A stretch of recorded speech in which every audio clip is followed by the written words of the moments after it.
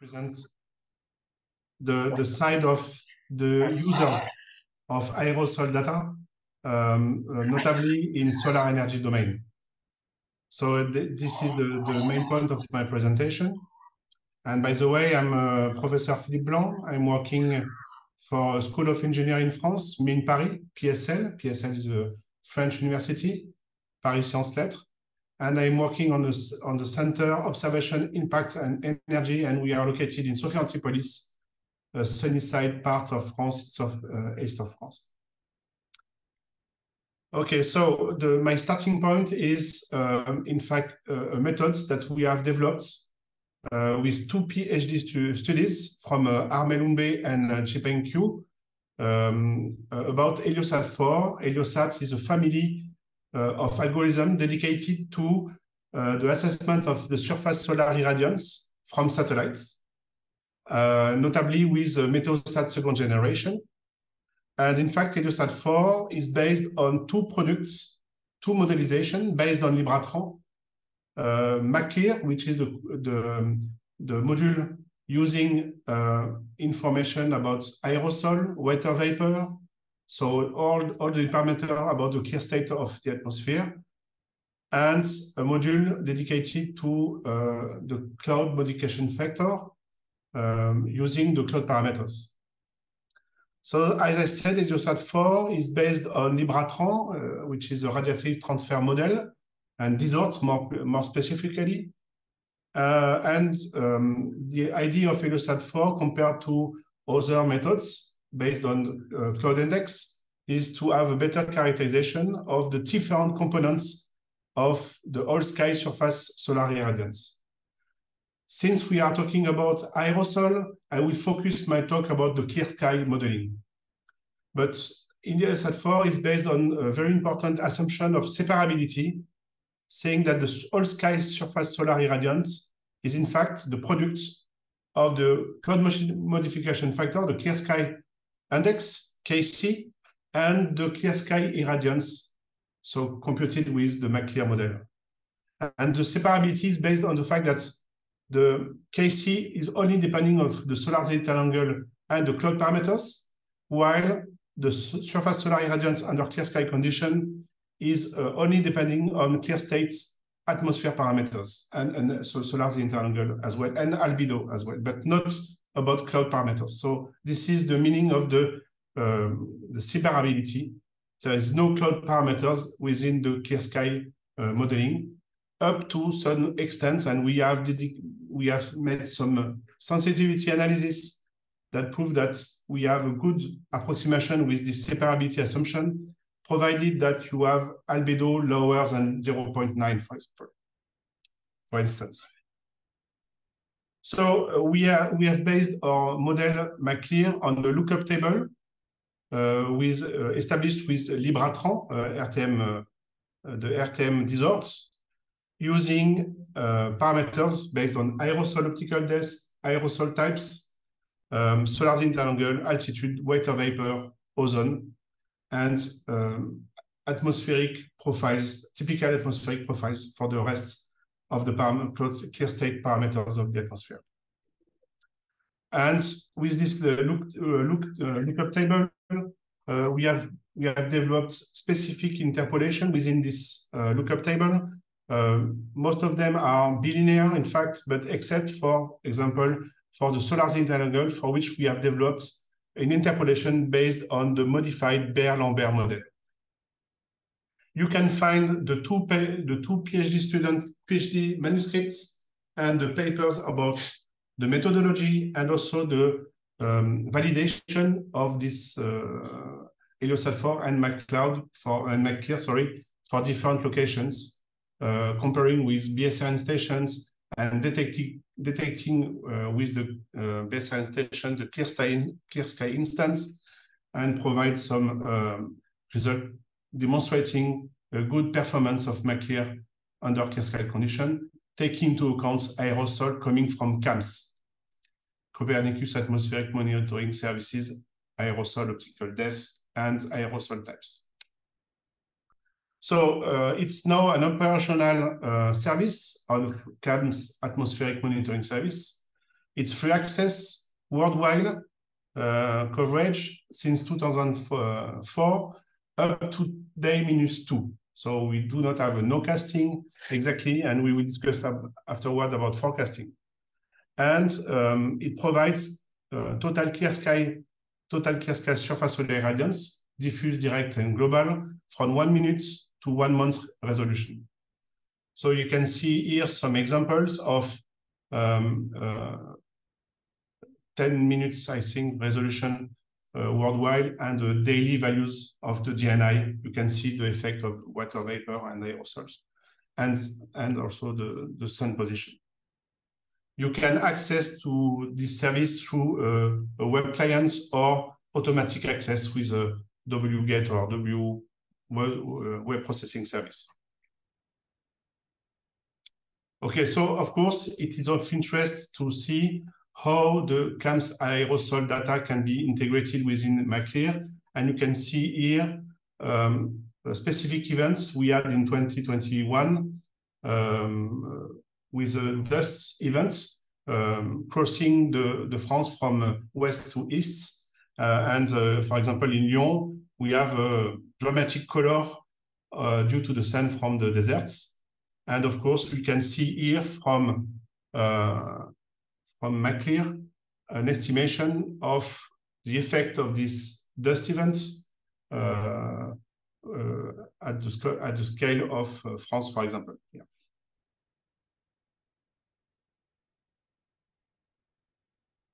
Okay, so if we look at specific cities, mega cities such as the one in Shanghai, in China, sorry, of course, it is of interest to see how we can account for the huge load of aerosol and its variability compared to in situ measurements of global and direct components.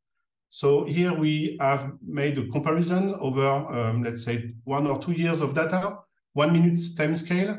And to the left, you can see the comparison, scatterogram of comparison between the global horizontal irradiance that has been measured with respect to the one that has been modeled with, let's say, climatological linked turbidity-based model, a very simple one, which is a climatological one, and the one that can be derived from CAMS data and McClear, accounting for aerosol from CAMS and from water vapor from the IFS model from ECMWF. And you can see that indeed you have a better representation, while it's not perfect, of the global horizontal irradiance at 1 minute scale, only for the clear sky instant, of course. This effect of aerosol is more pregnant in the direct normal irradiance, of course, and we can see here, since it's way more sensitive, way more different scatterograms between the climatological one based on the linked turbidity, and you can see to the left that the correlation is very low, let's say 0.6, and you have a nice large spread for the direct normal irradiance estimation compared to the measurements. And when you look at the clear sky modeling from McClear, accounting from the water vapor and aerosol, then you can see that it's not perfect. There is a need of improvement, and for sure, there is a need of improvement of spatial resolution and temporal resolution from CAMS aerosol. And we can see also some event for which the aerosol optical depth is way more overestimated by CAMS compared to what happens in reality if you see the measurement from the TNI. And so you can see here that the improvements of using aerosol data from CAMS within McClear to better account for the variability of the direct normal irradiance with a correlation of 0.84, which is way more better than 0.6. Okay, so thanks to my colleagues, Sarah Melikis, Van Vakas, and Katsanditis, we made a comparison based on the Aeronet stations. So we have considered the version 3 level 2 products. So we have considered more than 300 stations worldwide. And we did this comparison within this paper both in 515 nanometers and 1240 nanometer. And here I am only presenting the results for this wavelengths. So here to the left, you can see the root mean square error compared to the Aeronet from comparing CAMS IOD estimation with the one that has been measured by Aeronet stations. And you can see here more in detail the RMSE and the correlation coefficients. And you can see some places where the aerosol estimation from CAMS is of lower quality, and of course, both in RMSE and correlation coefficients. And of course, this error of aerosol induces error in DNI. And so we made some processing to assess the quality, the impact of these errors in aerosol optical depths, assuming that the weight of vapor is perfect and the other part of the data is perfect, and attributing all the error due to the error of aerosol. And you can see the error expressed in relative root mean square error of DNI. And you can see that in Europe and North America and South America, in other places, the estimation of DNI based on McClear with CAMS IOD is quite okay. But in some places, in India, in Indonesia, in China, we may have some error induced by the CAMS aerosol data. But if we look at more, for example, in Qatar, we did some experiments, and we can see that we can have a 0.79 correlation, but a large error because of gain, we should adapt. So there is a room of local calibration of aerosol from CAMS, and we did some experiments expressed and described in this paper, for which we can, thanks to Aeronet data, make a local calibration of CAMS aerosol and reprocess CAMS McClear data to have a better local estimation of the clear sky irradiance. We can also use, in fact, CAMS, it's not operational, but we can use CAMS aerosol that is based on forecasts. We can use the McClear model to do some forecasts, not only of aerosol, but the direct and the global horizontal irradiance. And we did some experiments with IRISEN, which is a Moroccan agency of research about new energy. And we have used their network of pyranometric stations, providing global horizontal irradiance and direct normal irradiance at 1 minute basis, for which we have detected clear sky instants and made some experiments of forecasts for day+1 up to day+3. And what we did is to make a comparison of such forecasts for the global horizontal irradiance and the direct normal irradiance. If we are using the full data from CAMS, aerosol, and water vapor, and you have the blue values of errors, and also using climatology of water vapor and or with aerosol.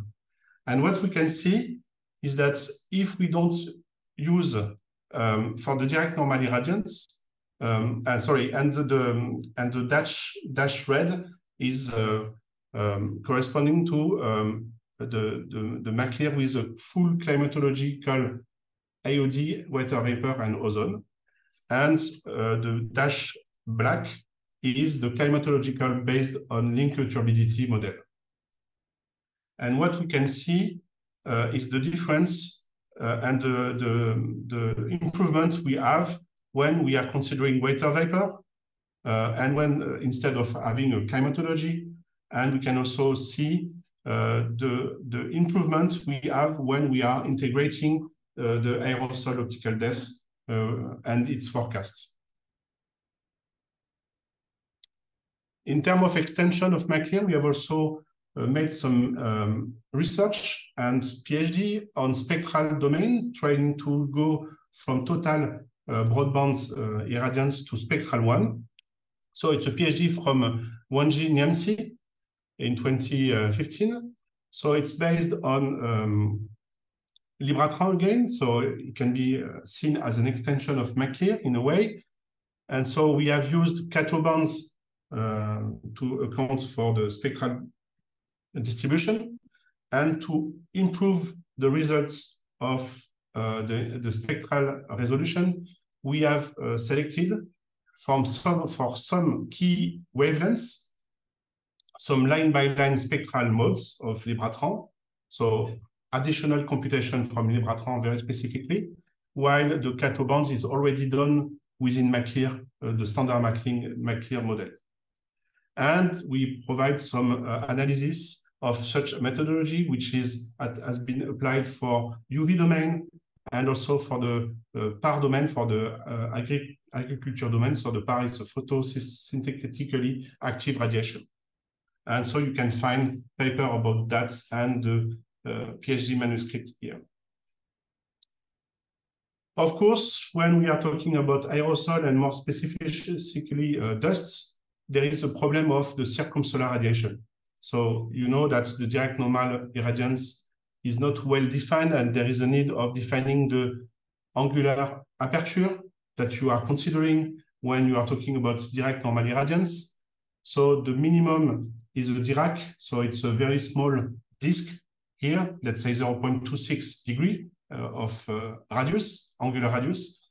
But if you are considering, for example, pyrheliometer, standard pyrheliometer, this aperture is not 0.26, but is in fact 2.5 degree, and sometimes even more. So when you are considering the direct normal irradiance that is measured, you have the sum of the real direct normal irradiance, so corresponding to the sun disk, and the circumsolar radiation around. And the circumsolar ratio is the ratio between this circumsolar radiation with respect to the sum of the two, the disk and the circumsolar. And of course, this ratio depends on the nature of the atmosphere. And for example, if you are considering clouds, then it's very depending on the cirrus cloud, for example, which is very important in terms of forward scattering, but also depending on the aerosol. And you can see that in some occasion, you can have some large effects of circumsolar radiation, so an enlargement of the sun aureole, and it's very important depending on the aerosol, for example, or cirrus clouds, and it's very important for the application of concentrating system, because the aperture of the concentrating system can be way lower than 2.5 and can be sometimes, if you have a very high concentration system, can be sometimes of let's say 0.2 degree or even 0.1 degree if you have 1,000 times the sun as a concentration. So it's very important to have a better understanding and better modelization of this. And for this, we had the PhD students, Yehia Essa, and you can find this PhD. And we have made some development, many things, and there is a paper about this. And we have also provided, among other results, we have provided a simple model to extend MacClear to have an estimation of the circumsolar ratio using MacClear and also the sky clearness introduced by Perez, a very old index describing the clearness of the sky. And based on that, you can have a model of the circumsolar ratio. And of course, this model is only valid for place where we have some aerosol dust. And now, as an extension, we are interested presently about an extension of MacClear going from irradiance to radiance, not only the irradiance, but radiance, horizontal radiance, irradiance, for better clear sky tilted irradiance estimation. So we want to provide with McClear not only the global horizontal irradiance and diffuse horizontal irradiance, but the tilted version, because it is of interest for the PV system with tracking system and more specifically bifacial system on agrivoltaics, for which we have a solar tracking system. And we are very interested not only on the luminance coming from the sky, but also the radiance coming from the ground due to the downwelling sky radiance. So we are interested in having a new model integrating not only irradiance, but spherical radiance, downwelling and upwelling, accounting for the ground reflectance. And of course, aerosol plays a role, just like McClear. And we are developing this activity. And here you have an example of different, let's say, spherical irradiance proxy from fisheye cameras. And you can see that the effects of the ground reflectance for the upwelling sky radiance on the clear sky situations.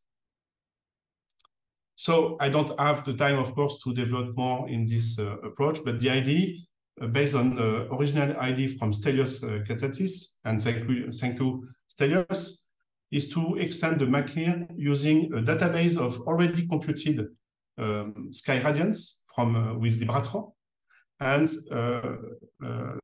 accounting for aerosol, of course, aerosol optical depth, aerosol types with opaque.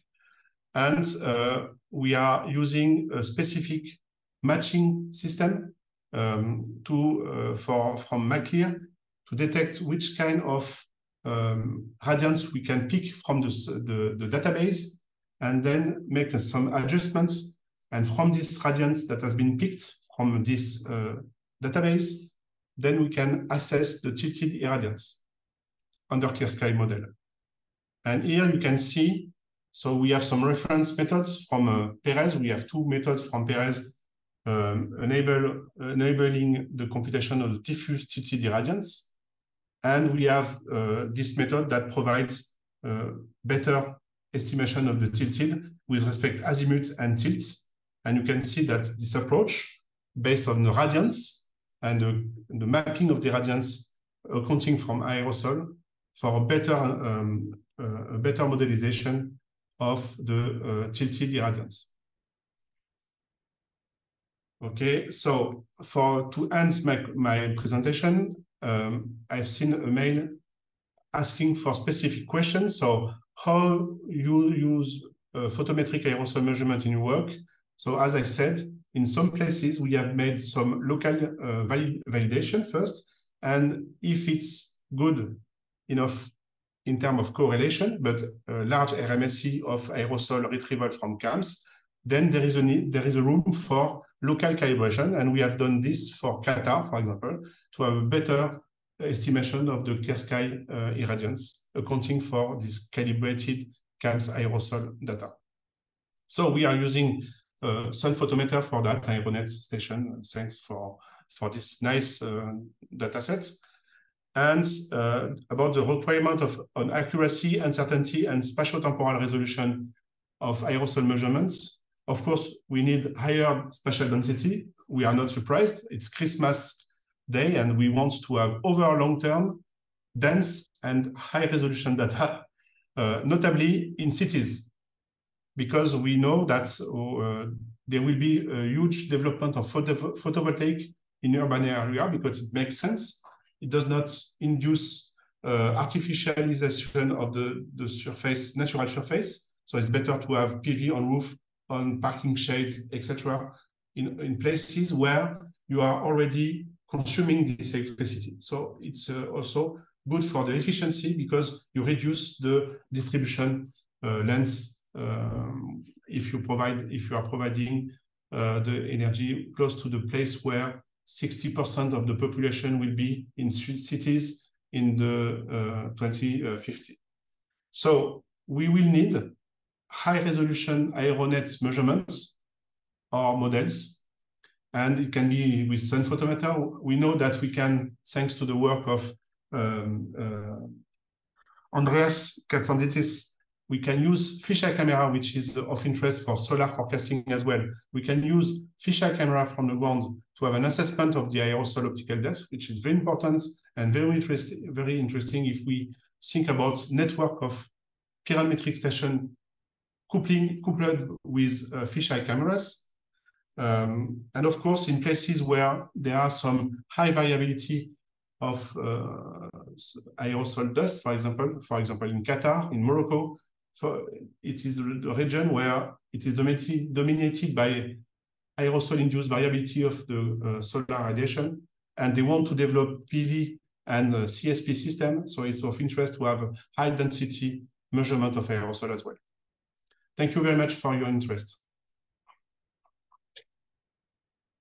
For your contribution, the solar energy sector is a very important user, obviously.